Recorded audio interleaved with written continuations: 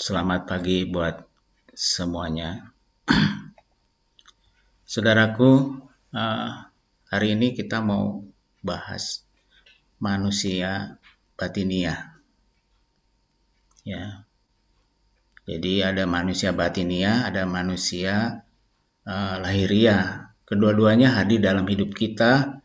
Dia hadir juga di dalam gereja, dalam persekutuan anak-anak Tuhan, dalam kehidupan kita. Mana yang lebih kuat, manusia batiniah kita atau manusia roh kita, atau manusia lahiriah kita? Ya. Coba kita buka Alkitab kita baca ya, di 2 Korintus 4 ayat 16 dan 1 Petrus 3 ayat 4. Ada yang di highlight atau yang bahasa Indonesia ditekankan yang berwarna merah dan hijau. Sebab itu 2 Korintus 4 ayat 16, sebab itu kami tidak tawar hati, tetapi meskipun manusia lahiriah kami semakin merosot, namun manusia batiniah kami dibaharui dari sehari ke sehari. Dan satu lagi 1 Petrus 3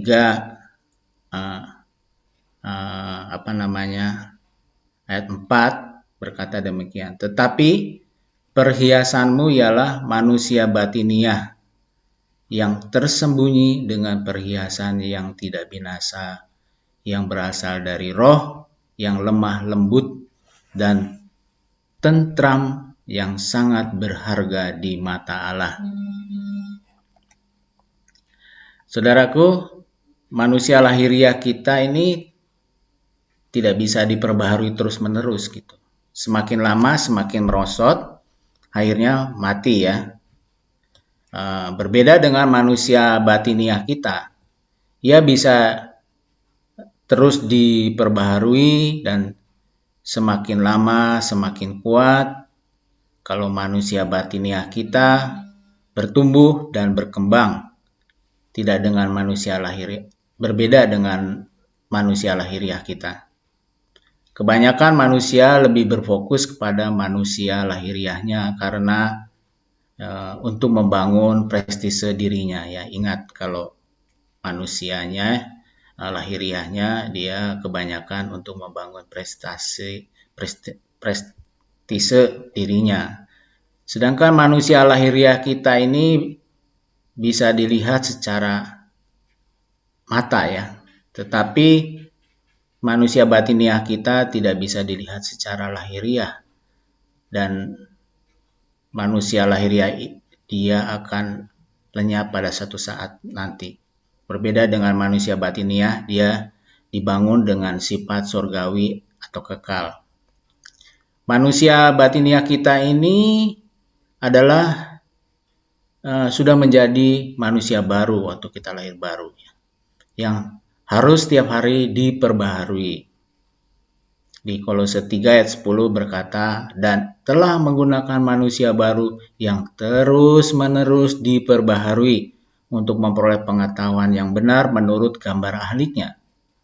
Saudaraku, kedagingan kita adalah penghalang kemajuan manusia batiniah kita. Sekali lagi, kedagingan kita adalah penghalang kemajuan manusia batiniah kita atau manusia roh kita.